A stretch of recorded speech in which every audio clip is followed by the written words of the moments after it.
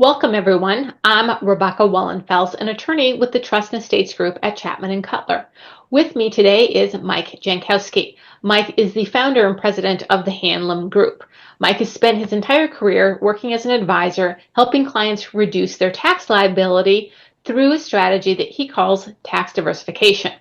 So Mike and I have done this series of videos where we talked about tax diversification, what it meant, the different buckets, as Mike likes to call it, of how you visualize your wealth and your assets based on their tax categories. So welcome back today, Mike. Thank you very much. I'm excited every time I get the chance to learn from each other. Wonderful. Well, today we thought we would actually do a deeper dive into something we discussed when we were talking in our prior video series and going through and talking about those different tax buckets, in particular, answering that question, well, how do you move money from one type of tax bucket to another so that you can reduce your overall tax liability? And Mike had briefly mentioned an actual client situation where that involved the sale of a family farm. So we thought we would do is just take numbers from that situation. Names have been changed to protect the innocent or the worthy, and actually show you talk about the strategy and what the client's goals were and how the strategy was able to meet those goals and gave them a better tax situation. So with us, we'll start by this first slide. Just again, with any situation like this, we want to understand what a client's goals are. So in our first slide, we see here, our situation is we have Richard and Sharon. They actually inherited a family farm out of a trust. But they had a goal to minimize the tax when they went to transition or sell that farm. They needed to establish a comfortable retirement lifestyle for themselves and have then a sound financial plan that included a reduction of taxes. And also they wanted to protect their own assets in the event of a long-term illness or stay in a nursing home. So that was their goals. So with that, next slide we have here's the assets, and then here's just assumptions that were done here to produce these numbers. So Richard and Sharon, they're in their 60s. They don't have a whole lot of non-qualified investments, but they've got this farm now that's a little bit over $4 million, and they spend at about $70,000 a year net of taxes. So there's other assumptions in here about, investment returns, rate of inflation, how much Richard and Sharon were going to be getting in Social Security with their retirement, what their life expectancy was on there. So with that information in place, so now let's look at the strategy. I want to add one other comment about that. They were sort of like in shock. They kind of knew it was coming. Sharon actually knew it was coming, but they didn't realize what the impact was. Because remember, back in the prior video we did, we talked about the fact that the farm had a basis of $200,000 in terms of what was placed in trust. And Rebecca will tell you repeatedly that we saved a boatload of estate taxes when that trust terminated and when the farmland was flipped over, not only her, but 3 other siblings. But with that being said, keep the farm, or, that wasn't looking good. Sell the farm. And if so, what is the brutality of what happens if you sell a farm that's worth the dollar amount Rebecca mentioned in the assumptions when your cost basis is $200,000 or a fraction of $200,000? And that's great and that is so true when someone inherits assets like that. Like we create these trusts, we want to use it to bypass estate taxes or inheritance taxes that can apply, which can be significant. But one of the downsides of that is when it's ultimately paid out of that trust, or even if it were sold by that trust, but certainly when paid out to the beneficiaries and the beneficiaries want to sell, they're often looking at a very high income tax liability because of the appreciation in that asset. Yeah, and I just had a conversation with somebody yesterday, and they were just shocked because somebody mentioned, well, I thought when somebody died, the whatever the cost basis, the investment would be now become the cost basis at death, which I thought was incredible for this person to know that. And he wasn't really educated in that space, but he knew enough. And I go, well, that'd be true, except when you put it in trust. Yeah. Death taxes versus income taxes. Yeah. And That's the that's, change. yes, Yep. exactly. It's when we avoid one, we often trigger the other. Correct. So Let's this, solve that problem, Rebecca. yes, this is how Okay. we solve that problem. So back to our slides. So the strategy in this case was to create a charitable remainder trust. So just briefly, a charitable remainder trust is this idea, again, we're going to create another trust. We're going to put part of the farm into that trust and then engage in the sale. And the way a charitable remainder trust works from a tax perspective, when there's a sale by that charitable remainder trust of what it owns, it has this taxable event, but it doesn't pay any income tax. Instead, that charitable remainder trust has a payout over a term of years. In this case, it was 15 years. And when that payout goes out over those 15 years, the tax, that's that capital gains that was for that farm that was in there, plus any earnings on the investments that were done with the sale proceeds, flow out to Sharon and Richard, but this time they flow out over 15 years. So it's a little bit like an installment sale. So you're at least spreading Right. out over many years that tax liability after paying it all at once. Now, So let me add something here that I think is important to know. If you remember the assumptions on the prior slide, their income and their asset level was almost non-existent. So if they were going to retire, they're not going to pay much in capital gains tax over the course of the 15 years that you just mentioned. And you'll see that in the numbers because the software we use, the planning tool, actually assesses a year-by-year tax return going both ways. And you're going to explain that in a minute as you continue on with the strategy. yeah. So one of the other benefits of this strategy is when they created that charitable trust and put part of the farmland in there, they got a charitable deduction, right? Because that's why it's called a charitable remainder trust. Because the idea behind that trust is ultimately some part of it's going to charity. So mathematical calculation as to what that is, and they get a charitable deduction. In this case, it was a little bit over $500,000. So that $500,000 offset part of the sale when they engaged in, remember, they put part of the farm in and kept part of it out. And again, this nice balance, because what that does is with that, the funds in that charitable trust now provides them a stream of income for 15 years, plus the part they kept out of the trust, they got those sale proceeds, but they were able to offset the tax on those sale proceeds by that charitable deduction. Plus there was enough to actually left over that for another 4 years they had charitable deductions that offset that income tax liability. So at this point, I don't think we're losing anybody, but I do believe that numbers tell the tale. And again, at the end of the 15 years, Rebecca, what happens? So here's the beauty of what ends up happening at the end of the 15 years is what was left in that charitable trust now went to a donor advised fund. And within that donor advised fund, Richard and Sharon could direct gifts to charity, their favorite charity, out of that donor advised fund. But let's talk a little bit about tax numbers, Mike. So let's actually look at those numbers, right? Because this is the beauty, right? Because I can explain the strategy, we can look at it, but let's pull up the slide now and let's look at actually the income tax save. So in this slide, you see comparing the income taxes. So we got both current and lifetime here, and really current was really just looking at if they had just taken and sold that farm outright, they would have paid over $1 million of tax. Again, remember, low basis, high value, outright sale, it would have been about a tax of $1 million.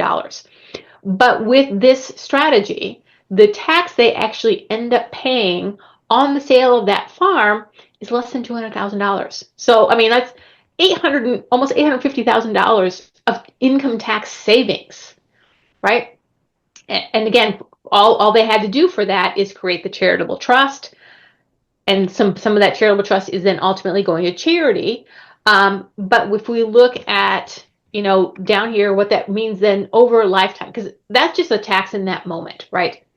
Over their lifetime, though, this is where the numbers really start also getting really exciting, because what they did by doing this conversion then and having this strategy is that savings they were able to produce with that charitable trust. Again, we had 15 years of sort of a stretch out of tax liability, 15 years of savings plus 5 years of charitable deductions.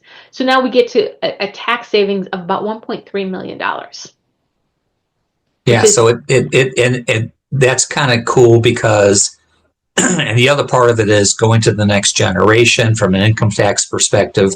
Unless they do their own trust planning the same way that their, Sharon's dad did, they'll have a step up in basis, and so they'll have little or no income tax for whatever person inherits the money in their estate.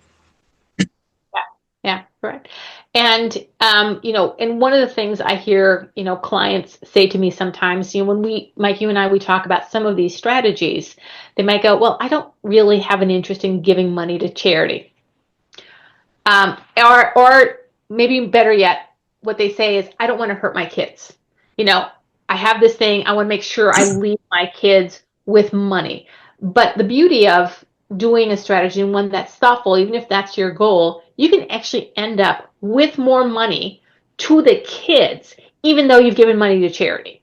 And I think that's best illustrated by this last slide we had, comparing asset structures, right? This is where we kind of look at that and really look at if they had just simply sold the farm, right, and paid the tax, and then had the lifestyle they did, but paid, kind of the tax along the way, and versus the strategy that was given to them, plus they engaged in some tax planning with their children. At the end of the day, where they end up, if you look down at age 90, 96, again, this is 30 years after the fact, and this is the projection, but their net worth is, again, $1.3 million more, having done the strategy, plus, and this is the other plus, and this is the bottom line we show down there as the Family Donor Advised Fund. They could theoretically have had, close to $5 million in a donor advised fund. Remember that, when that charitable remainder trust ended in 15 years, that money was put in a donor advised fund. Depending on the donor advised fund, if that were able to sit there and just grow over that term of years, now here we have a huge charitable fund that they can name their children as advisors, and their children can engage in philanthropy. So aside from inheriting more assets, now you've given an incentive for your children and your grandchildren to engage in philanthropy. And obviously, Richard and Sharon could have done that during their lifetime too, and could have given all that money away during their lifetime to charity, or they could have, again, left this pool for their kids and encouraged them to be philanthropists. And that's the fun part of the equation, because then to share other elements of this story, because it's a real life case, they did have one kid, and we got the kid involved in the process. The child was all excited. He was an adult, okay, but he was excited, and the bottom line was it was a wonderful scenario where they knew right off the bat they wouldn't be hurt. The one question the child brought up, I thought was significant to mention here. Well, what happens if the people who receive the income from the charitable trust die before the 15 years? So I lose all that money and it goes to the donor advised fund. So yeah, it depends on how we draft that charitable trust, but oftentimes, yes, that ends. But if you, even with that, if you do the numbers on there and recognize that child can then be the advisor on that donor advised fund, they're giving those funds away. But we can I'm talking about the charitable trust. Yes. What I'm referring to is if mom and dad the income beneficiaries of the charitable trust were to die, yeah, you could name the children as the income beneficiaries of the trust. Next, right? And because it's a term trust, what happens is the kids would continue to receive the same income stream that mom and dad would be able to get. So they still don't lose out on the cash flow. So basically, if there's anywhere along the line during the 15-year time period, they're going to have the same circumstances as mom and dad added to their own personal financial circumstances. You have those choices. Like, this is where drafting becomes important. Mm-hmm. Having these conversations is actually important because it's all on how that trust gets drafted, because it can be drafted as either it just ends or we have another beneficiary for that term. Right? Those are both options. And you just need to explore them, and then you draft it the way you want it. And what is your priority? Yeah, we actually had an interesting conversation about this whole case to add to the story. We were on the phone with one of the top experts in charitable planning in this country. He's done over 10,000 charitable trust arrangements that were advised on it. So this guy was no idiot. This guy was brilliant in what he's done and understands how they work. And we were bandying about talking about doing a lifetime charitable trust. And I said, no, I want to do a term trust. And they go, why? Well, I want to be able to make sure the family doesn't get, I never thought about that. And what happened was we used the planning tool in different scenarios to take a look at what the outcome would be for the family and for the donor advised fund. It became, I hate to use the word again, a no-brainer to do a 15-year charitable trust and what we recommended to this particular client. Now, add to that the fact that they were only one child. There were 3 other cousins that inherited. This particular case inherited half a farm. The other half of the farm, obviously the value was much higher. Okay. The other half of the family, the 3 cousins inherited the other half. They all did the same thing. They did the whole strategy. We didn't need to break down and show you every one of those particular cases because this is the one that got the lion's share, 50%. But think about that. From a professional sense, as a professional advisor out there, from a client sense, these people had never talked to each other over a period of time. They weren't estranged. They didn't hate each other. They just never talked, right?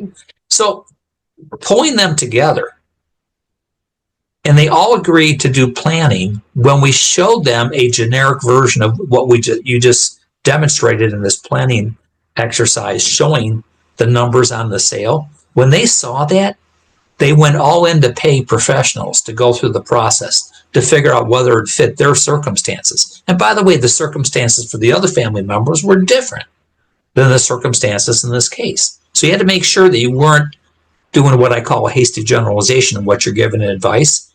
We ended up retaining, we went through planning with all 4 family members. We went and we got all kinds of professional advisors involved, attorneys specifically, to draft the charitable trust and coordinated the sale of the farm via auction. And that goes back to cost benefit. And I'll finish my part of this program. You know, we've had clients that have said to us, and Rebecca, I'm sure you've never heard this. What's this all going to cost me? Why is it worth it for me to spend money with an attorney to draft something like this? What's it going to cost somebody like a financial advisor to charge a flat rate fee or whatever the case may be to analyze all this? What's it going to cost here? What's going to cost there? You know, there's a cost for an appraisal, et cetera, et cetera. Well, there's another slide we didn't show here, which showed obviously a summation of the benefits. You've seen that, but there's a cost side of it. Yep. If you're going to be better off as much as Rebecca's talked about, the cost factor was inconsequential. Whenever somebody saw what the cost was to do it and what the benefit was for doing it, not only in the short term, but over the long term, it was easy for them to make the decision. When in many circumstances, nobody goes that deep and deals with it holistically enough to know, to quantify for somebody, to have them understand in their own personal circumstances.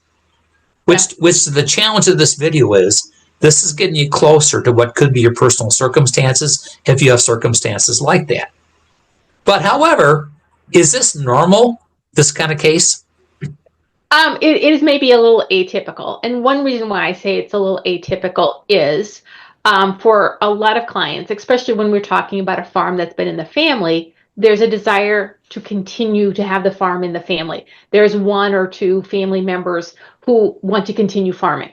And there's a desire to pass it along. And, we'll get that with business owners too, where there's, maybe a strong family tie to a business and they want to pass it along. And oftentimes the challenge for me as an advisor, and I'm sure for you, is there'll be 3 children and it's 1 child who wants the farm, or, not everyone is the same. And yet mom and dad want to treat everyone equally. Yep. So with that, Mike and I will do yet another video where we'll talk about that, because that presents its own unique challenges. And again, back to the beginning of our video, the key in some of this is we establish goals first, find out what those are, and then we develop the strategy that helps minimize the tax impact, but it's still consistent with what those goals are.